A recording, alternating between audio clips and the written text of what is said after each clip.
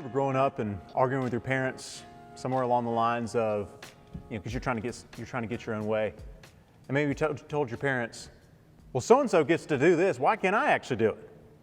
And then naturally your parents responded by saying, well, if so-and-so is going to go jump off a bridge, are you going to jump off the bridge too?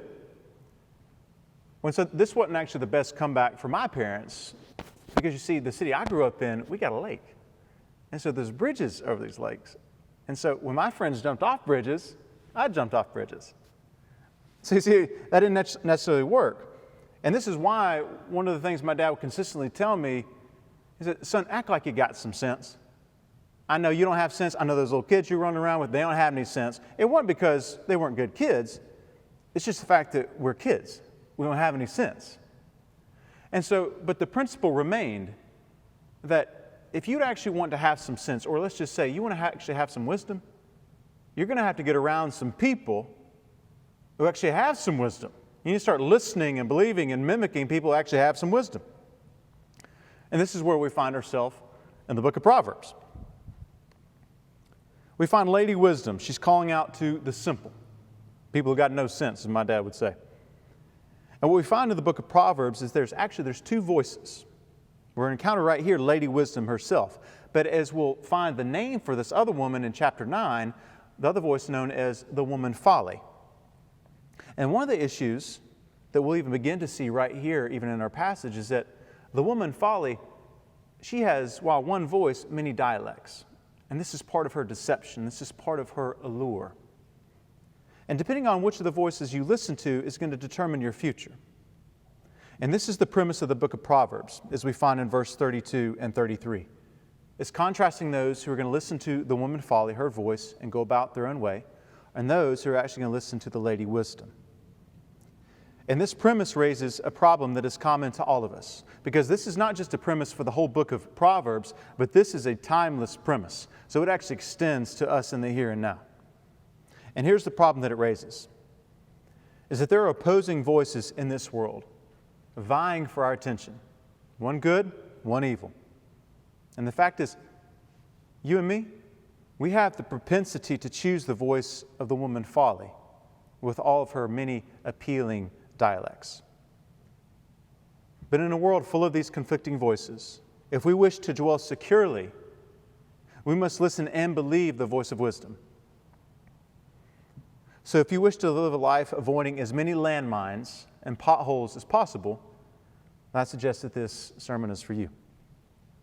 So we're going to be in Proverbs 1, 20 to 33. And it reads like this. Wisdom calls out in the streets. She makes her voice heard in the public squares. She cries out above the commotion. She speaks at the entrance of the city gates. How long, simple ones, will you love being simple? How long will you mockers enjoy mocking, and you fools hate knowledge? If you respond to my warning, then I'll pour out my Spirit on you and teach you my words. Since I called out and you refused, extended my hand, but no one paid attention, since you neglected all my counsel and did not accept my correction, I, in turn, will laugh at your calamity. I will mock when terror strikes you. When terror strikes you like a storm, and your calamity comes like a whirlwind, when trouble and stress overcome you, then they will call to me, but I won't answer. They're going to search for me, but they won't find me, because they hated knowledge, didn't choose to fear the Lord, were not interested in my counsel, and rejected all my correction. Therefore, they will eat the fruit of their way and be glutted with their own schemes. For the apostasy of the inexperienced will kill them, and the complacency of fools will destroy them. But whoever listens to me will dwell securely and be undisturbed by the dread of danger. Let me pray. Jesus, I just want to pray, these Proverbs meant for wisdom. This is life-giving. We can go one of two ways. You want to go down the channel of folly, it's going to lead to disaster. You want to go down the channel of wisdom, it's going to lead to life. So Jesus, I'm praying that you would magnify your words through me. For anyone who's listening, I want it in my life, my family's life, and our people's life, Jesus, that we would actually have a keen ear for your voice, for wisdom, and to believe it, and want to live by it and listen to it. So please come. guide my speech. In Christ's name, amen. So as we look at this, I want to just kind of give a little brief breakdown of what's going on here. So one commentator points out that when we see Lady Wisdom show up, really what she's a kind of a representation of here in this text is a prophet, or in this case, a prophetess. Because she's going into all the main areas just like a prophet would, anytime in Israel's past or in the future, as we'd see. Is they're going to go into the broad places because they have a message from God. And just as a prophet or prophetess speaks for God, so does Lady Wisdom. She's speaking for God. And so there's an urgency. I have a message you got to listen to. And so she's going to go and she's going to try to find as many people as possible.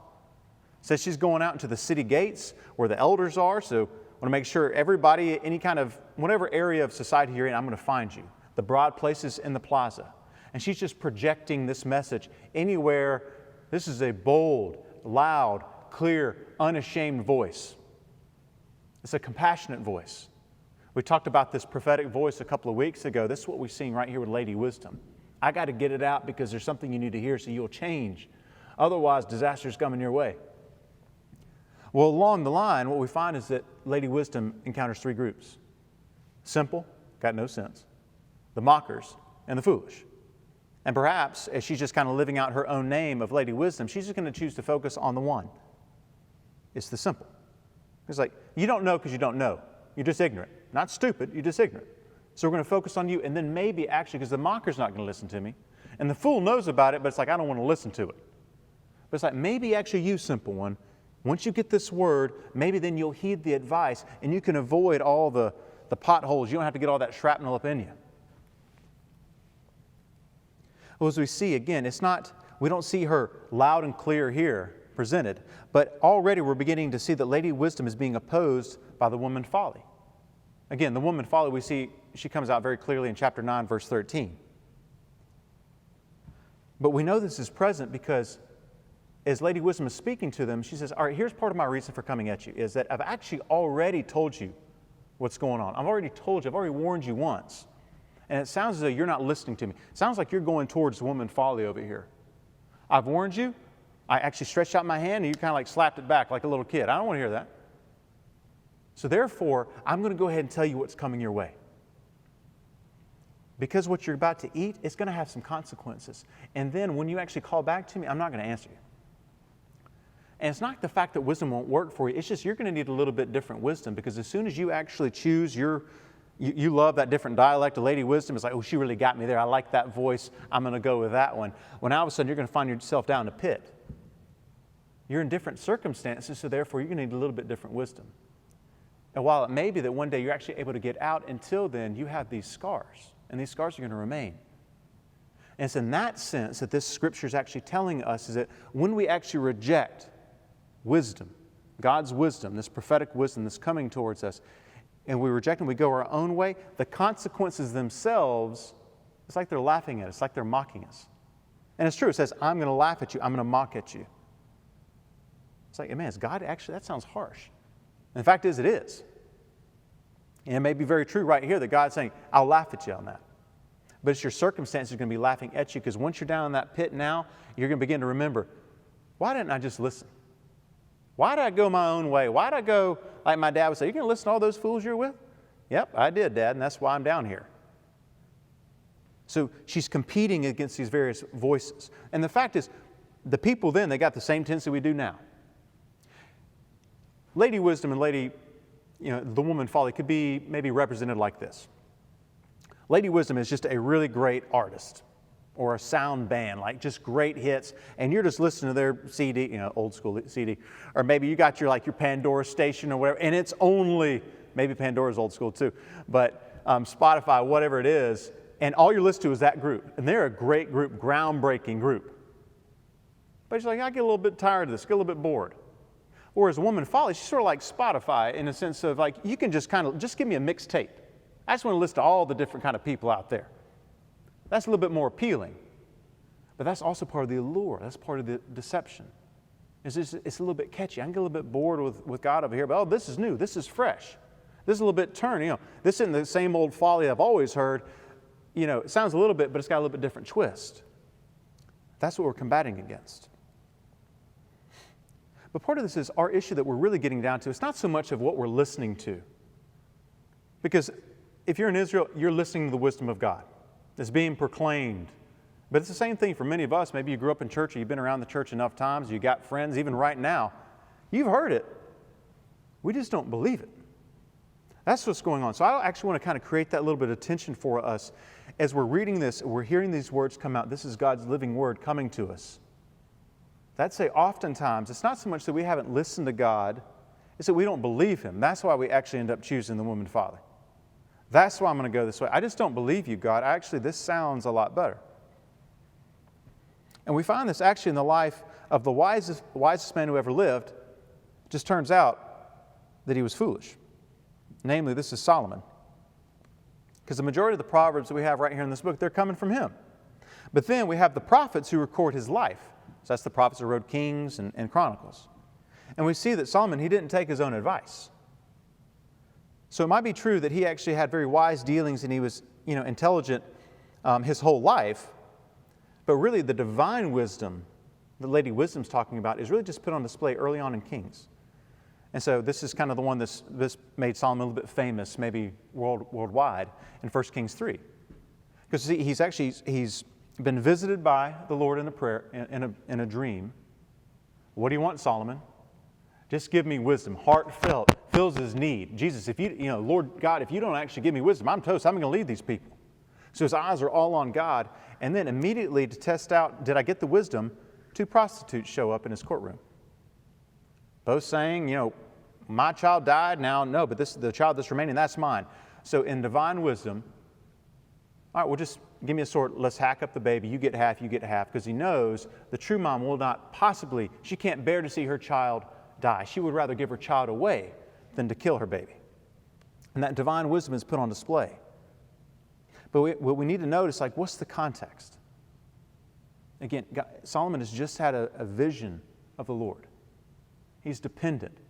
His father, a godly man, King David, died not that long ago, so he still has that kind of his father's tutelage is still remaining with him. He's working on building the temple of the Lord. All his focus is on God. That's why we begin to see he's with God's divine wisdom. He's using all that intellect, all that wisdom for godly purpose. Then, he slowly begins to accumulate wealth. Slowly starts to send some of his Israelites back to Egypt to get some Egyptian horses. Then begins to acquire many wives. And the fact is, he had a very strict warning, because in Deuteronomy 17, Moses really prophesying, because at that time, Israel doesn't have any kings. But it says one day you guys are going to have kings.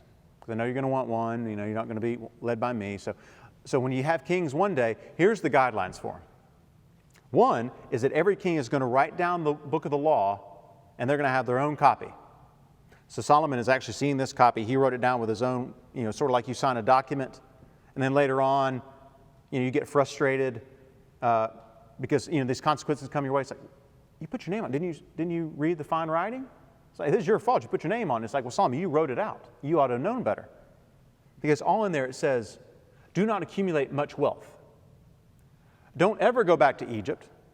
And also, don't go back to Egypt even to get the horses. It says it specifically. And do not acquire many wives. 3 things, clearly stated, 3 things Solomon clearly violates. And it says, here's the reason. Because the day that you do that, it will turn your heart away from me. All that wisdom. And it just gets blinded.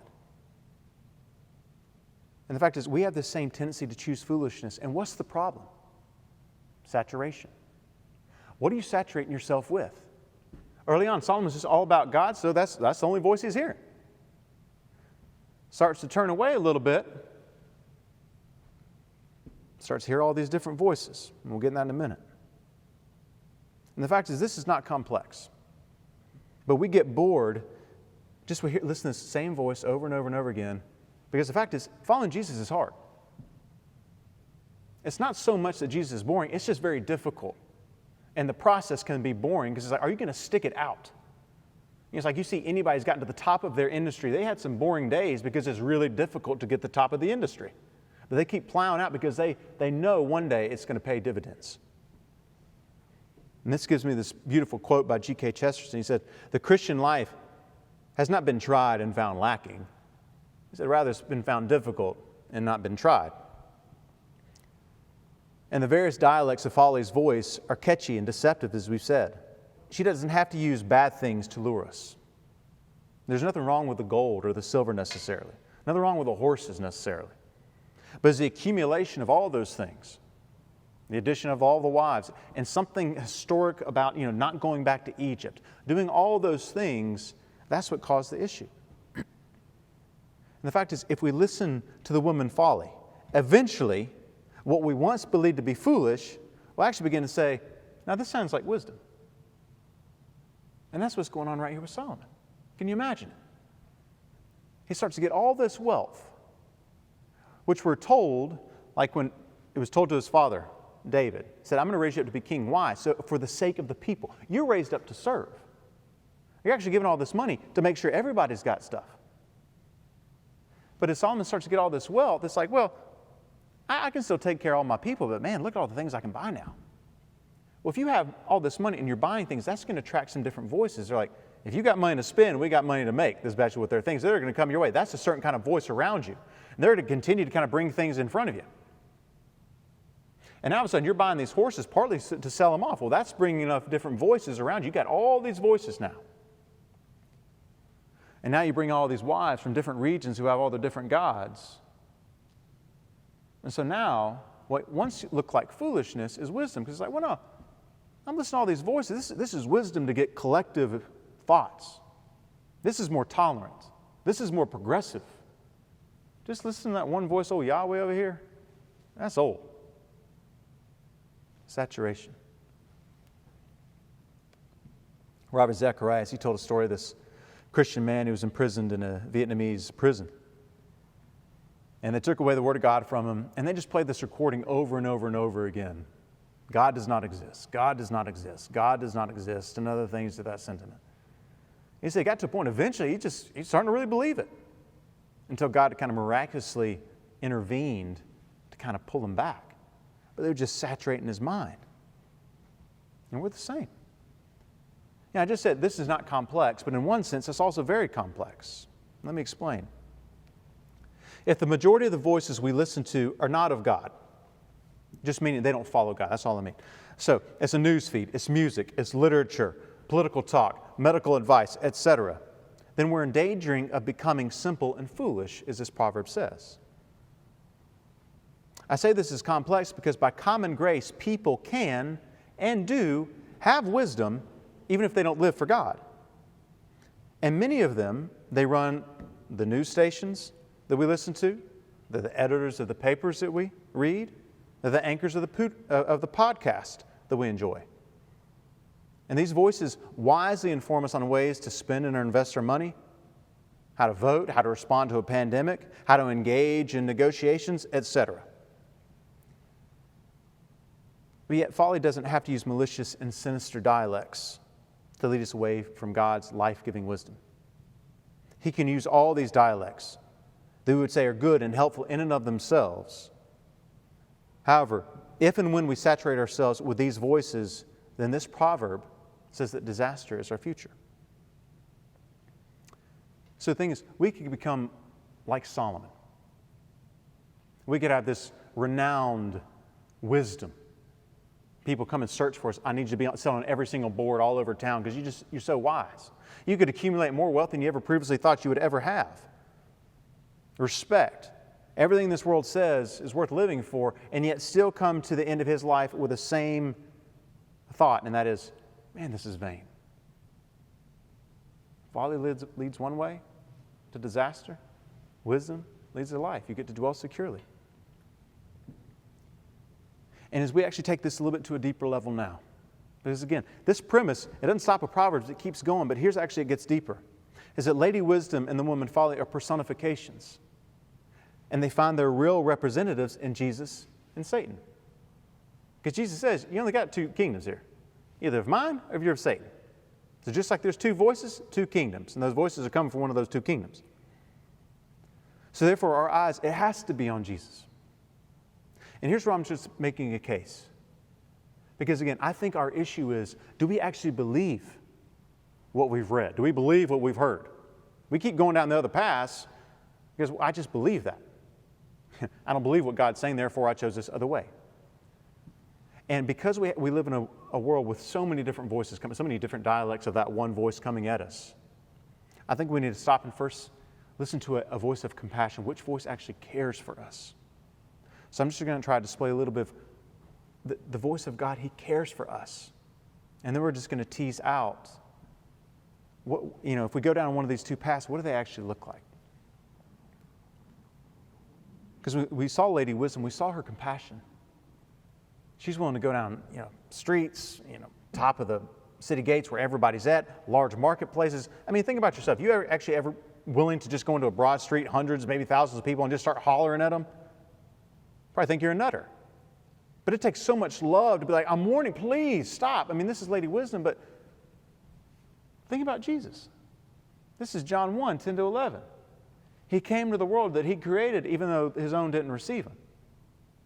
It's the last day of one of their feasts, so it's going to be the majority of the people are there. He stands up and he says, anybody who's thirsty, let them come to me and drink. And if they believe, then as the scriptures say, they'll have rivers of living water bubbling up from within them. He's proclaiming to people, please come. Jesus is the wisdom. Or you think about how he then kind of goes into the city gates where the leaders are. Luke 4 goes into the synagogue. Wisdom's arrived. Here I am. Goes out into the wilderness where there's 15, 20, 30,000 people proclaiming to them the wisdom of God, Sermon of the Mount. He shows his compassion to us. He comes to us. He cares for us. We ought to believe the one who actually cares for us. Here's a reason it's good to, do you really know your insurance salesman or saleswoman? Do you really know your lawyer? Do you know your family doctor? And it helps to, there's something about they know me. They care about me. It kind of creates a little bit of intimacy, like, I'm going to trust you. I'll believe what you're telling me to do, as opposed to always just having the skeptical eye. And so I want to tease out something here as we're beginning to kind of look at, if Jesus actually cares for us, maybe that helps us believe, and therefore we'll follow this God-given wisdom. But let's just tease it out, because it's still very alluring when we listen to the woman Folly. And she presents very well. So I want to look at, verses 26 to 28. It talks about, those are the consequences we saw there. You ignored me, here's the consequences. And in verse 29 it says, you chose that. Well, I also want us to be very calculated in our decision. As Jesus says, count the cost. Because if you're going to choose Jesus, we need to be clear. We need to make sure that we know what we're choosing. And what I mean by this is in verse 33, it can be a bit misleading unless it's properly understood. Again, it reads like this. Whoever listens to me will dwell securely and will be at ease without dread of disaster, or literally without dread of evil. Now, my seminary professor used to emphasize the fact that Proverbs is like a slice of life, he would call it. And what he meant by that is that in like an ideal world, or even in some circumstances, we will actually see the wisdom of, when we follow the wisdom of God, we'll actually get the associated promises. In other words, when you listen to me, you will dwell securely. And we've certainly I know I've known people that they believed God, they followed him, and their life looks like he has enabled them to dwell securely. But we also know that's not the case, that disaster will be avoided when we follow Jesus' wisdom. Because it's often been the case, not entirely anyway. I mean, there's people, they'll follow Jesus' wisdom, and though they might have some hardships, for the most part, life looks pretty good. But we also know from history that God's most devoted followers, they often suffered the greatest injustice. Therefore, it seems like there's a little bit of incongruity. I obeyed you, am I really dwelling securely? That's where the belief comes in. That's where we can say, if I'm just going to get screwed in the end anyway, maybe I'll just go my own way. Now, while we may never actually say that boldly, because especially in the South we're religious and we'll kind of say the right thing, but in our hearts, our actions are going to say what we're really believing. And that's, Jesus reads hearts. So, if you will, allow me to juxtapose the life of Dr. Wisdom, Solomon, and Jesus. And hopefully by viewing their lives, that'll bring a little bit more clarity to verse 33, and hopefully bring more confidence to believe and then follow God's wisdom. For Solomon. So he began to use his God-given wisdom and intellect for his own ends. So he had the accumulation of gold, silver, acquisition of Egyptian horses, got a lot of wives, got all the concubines. And the fact is, people with God-given intellect, they can actually succeed in this life, all while disavowing Jesus, either, verbally or in deed. And this is the case of Solomon. Yet as we read Ecclesiastes, we find a man very much unsatisfied with his lot in life. Despite his profound wisdom, he began to listen more to the woman folly and thus reaped the consequences of that choice. That's why he was unsatisfied. In fact, Solomon, he had peace his entire life, meaning he had no real hardships. No wars broke out during his time. They all took place after he died. His kingdom remained intact. It would fall apart right after him with his son. And he maintained his respect. He maintained his honor. Yet he stated, it's all vain. It's all meaningless. Like this path, to go down the woman folly's path, it's no good. It really does lead to disaster. So while he experienced no recorded hardships, yet he lived a disastrous life.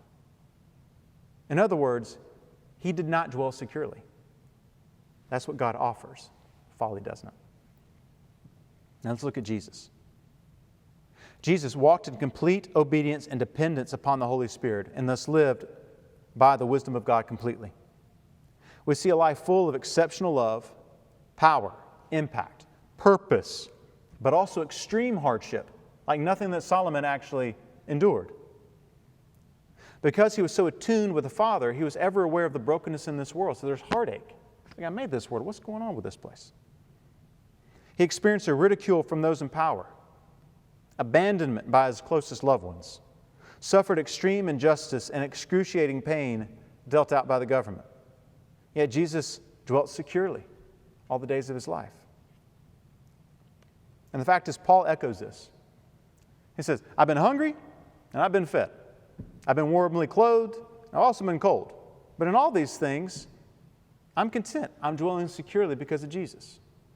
And also in 2 Corinthians 1:5, it talks about the more that my pain's increased, the more that the grace, security has increased. It's like as long as I'm in God's hand, the circumstances don't mean anything. I'll be secure as long as I'm with Him. You can have all the nice circumstances exterior, and your life's a disaster. And we know that just by looking around. If you've lived long enough, you know it. If you don't, keep on living, young blood. So let's just say that you believe this. Like, all right, I believe Jesus, He's compassionate, so I want to listen to Him. I've seen what He's done for me. He's coming, He cares, He's trying to get my attention. Saturate yourself with Jesus and His wisdom. It's no secret that whatever we put inside, that's what's going to end up coming out of us. I remember when I used to work at Bojangles, I feel like I was there so often that even then in my sleep, I'm calling out orders. Just like, all right, let me get another dark meat, light meat, let me get 2 orders. It's just, I was there so often and just like literally saturated just with this greasy chicken, you know what I'm saying? So it's just, I was saturated with it, just coming out of me. And so my challenge to all of us here is to begin reading the book of Proverbs and a gospel a week through October. Saturate yourself with wisdom and with Jesus. I know I've been doing this over the past 3 weeks. Like, I need more wisdom. I need more Jesus. I just want Him to come out of me. And the fact is, this is doable. Like, you can listen to the Bible. You read slowly, turn it on. You got YouVersion. It's got the, it'll play for you audible, and just listen to it. You can do this.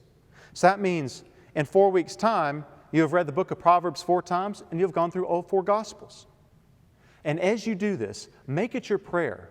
Like, Lord, please let come out of me what I'm reading. I want wisdom to come out of me. I want Jesus, You to come out of me. That's what we're hoping for. Because again, what we put in is what's going to come out. Jesus says, out of the abundance of the heart, the mouth speaks. But also out of the abundance of the heart is how we act. So saturate yourself with wisdom and Jesus. And that's what we're praying is I want this to be, I want to do things. I want to act like Him. Right? And there will be circumstances, much like Solomon got all that wisdom, and then all of a sudden there was something that came his way that was going to challenge his wisdom. And he met it. He was saturated with God. So as we conclude, as we say before, there are opposing voices, always trying to vie for our attention. And the voice you listen to it does determine your future. It determines your now. It determines what's going to happen for you. It determines what's going to happen if you got a family. We're talking about life, death. Even if it doesn't mean that I'm just going to die physically and I'm no longer here. You can have a pain that feels like death. Your dreams die. Your business dies. Your relationships die. Your purpose in life dies. And that's based on who you're going to make a decision about. What voice are you going to decide to listen to? As we look at Jesus, if you're willing to listen to His voice, He is wisdom. He is Lady Wisdom. He is the one that Lady Wisdom is personifying. Because Jesus has lived the life of wisdom out for us. And so we can be certain that if we follow in His footsteps, then no matter the circumstances, He will be with us to ensure that we dwell securely. Amen.